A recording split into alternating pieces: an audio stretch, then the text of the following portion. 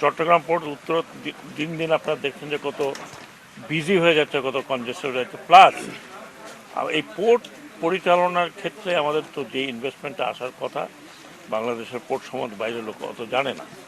এবং এটা একটা পুরনো প্রজেক্ট, আমি বলবো না যে নতুন, এটা পুরনো প্রজেক্ট, কিন্তু প্রজেক্টটা অলমোস্ট অ্যাবান্ডেন্ট, বিতর্কের মধ্যে করবো কি করবো না। তো আমরা তখন চেয়ারম্যান নতুন আসছিলেন, আমি এখানে দাঁড়াচ্ছিলাম, তখন আমার মনে আছে যে এটা একদম জঙ্গলের মতো ছিল। তো সেখানে ওইখানেই আমরা সিদ্ধান্ত নিলাম যে আমরা বে টার্মিনাল করবো, এবং যে লালদিয়াতে আপনারা যেখানে ছিলেন সেটাও বলে আমরা ওখানে করব। এবং এটার পরে আপনারা জানেন বহুদূর আমরা এগিয়েছি, আজকে প্রায় 1 বছর পার হয়ে, এবং আমি আর চেয়ারম্যান প্রতিনিয়ত বে টার্মিনাল নিয়ে যখনই আমরা মিটিংয়ে বসছি তখনই বে টার্মিনাল নিয়ে কথাবার্তা হয়েছে। এখন আপনারা জানেন যে এখানে ডিপি ওয়ার্ল্ড পিএসএ এবং আরেকটি যে ওপেন আছে সেটা এখনও এডিপোর্ট, যেটা ইউই ভিত্তিক এডিপোর্টের কর্মকর্তাদের সঙ্গে দেখা হয়েছে দুবাইতে। এরা ডাইরেক্ট ইনভেস্টমেন্ট, মানে তারা ডিপিএমে আসবে, কারণ G2J এটা গভর্নমেন্ট টু গভর্নমেন্ট। তো গভর্নমেন্ট টু গভর্নমেন্ট কারণে আপনারা জানেন যে গভর্নমেন্ট টু গভর্নমেন্ট হলে এটা সরাসরি ইনভেস্টমেন্ট হবে। এবং আমি ওখানেও বলেছি যে অল টোল্ড ইনিশিয়ালি, এবং এটা এস্টাবলিশ করতে করতে হয়তো 5 বছরের মতো লাগবে, কিন্তু চিটাগংয়ে এখানে 3 থেকে 4 বিলিয়ন থেকে 5 বিলিয়ন ডলার আলটিমেটলি এখানে আপনার লাগবে এই পুরো জিনিসটাকে ডেভেলপ করতে। একই সাথে আমরা চিন্তা করছি যে এখানে রেলওয়ে লাইন এবং মাল্টি মডেল যে আধুনিক কমিউনিকেশন ব্যবস্থা সেটা হয়। আর সবচেয়ে বড় কথা হচ্ছে যে আমাদের দেশের যে ট্রাক ব্যবস্থা বা আমাদের দেশের যে পরিবহন ব্যবস্থা, এই পরিবহন ব্যবস্থা মানে তেমন কোনো উন্নতি হয়নি। আমি এইখানে যখন আসলাম তখন দেখি যে এই পরিবহনগুলো যেভাবে দাঁড়িয়ে থাকে, এতে দিন রাত এখানে একটা জ্যাম সৃষ্টি হয়। তো প্রত্যেকটি টার্মিনালের জন্য একটি পরিবহনের ব্যবস্থা করা হবে, এবং এটা হচ্ছে ওই বে টার্মিনাল যেটা হবে সেটা একটা পরিবহনের জায়গা।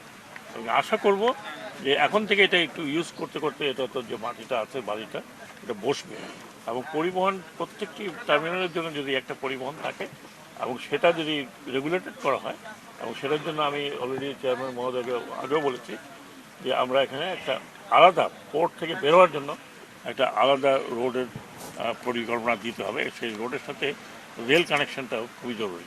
যদিও আমরা এখন রেলটা তেমনভাবে ব্যবহার করতে পারছি না, কিন্তু আশা করি যে ভবিষ্যতে এই রেল কানেকশনটা হবে। কারণ সাধারণত এখন দেখা যায় যে বড় বড় ট্রাকে করে নিয়ে যাচ্ছে, কিন্তু আমাদের রোডের উপর তো চিটাগাং থেকে ঢাকা আপনারা জানেন সারাক্ষণ জ্যাম লেগে থাকে।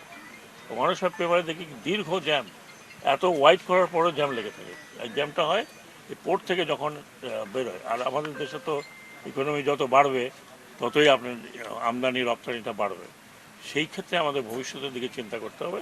আর এটা হচ্ছে একটা ভবিষ্যৎ প্ল্যান, এবং এই ভবিষ্যৎ প্ল্যান যদি কার্যকর হয় আমাদের 3-4 বছরের মধ্যে, তাহলে এই এলাকা পরিবর্তন হয়ে যাবে। এই এলাকাতে ইকোনমিক অ্যাক্টিভিটি যে হবে, ফার্স্ট অফ অল এইখানকার লোকাল লোকজনের সেই ইকোনমিক বা অর্থনৈতিক ব্যবস্থাপনার মধ্যে চলে আসবে। আমি আশা করি যে আমরা যেটা শুরু করে গেলাম, এটা আশা করি যে ভবিষ্যতে এটা দ্রুততর অগ্রগতি হবে। আপনাদেরকে ধন্যবাদ। বে টার্মিনাল আমরা অলরেডি ধরেন একটা নেগোসিয়েশন চলছে, আপনারা জানেন, যেটা হচ্ছে লালদিয়াটা কমপ্লিট হলে পরে বে টার্মিনালটা ধরা হবে। কারণ এগুলো তো নেগোসিয়েশন অনেক দিনের ব্যাপার, এটা একদিনে তো আর করা হয় না। আমরা যে লালদিয়ার আপনার যেটা এপিএম টার্মিনাল, এটা নেগোসিয়েশন চলছে আজকে কয়েক মাস, প্রায় 3-4 মাস ধরে নেগোসিয়েশন চলছে। যেমন আপনারা জানেন যে নেগোসিয়েশন করতে করতে ওরা চলে গেছে, কারণ আমরা একটা রেট বলেছি, সেই রেটে তারা রাজি হয়নি বলে আমরা বলছি যে আমরা এর নিচে নামতে পারবো না।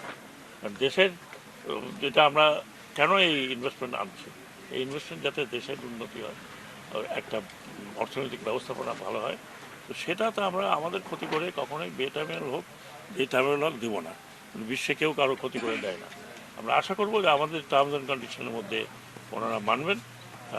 ইভেন আমি মনে করি আশা করি যে এপিএম টার্মিনাল যদিও সাময়িকভাবে তারা আলোচনাকে শেষ করে তার পজ দিয়ে মাঝখানে চলে গেছেন, তো আমার মনে হয় যে আমরা তাদের সাথে ভালো নেগোসিয়েশন করতে পারবো।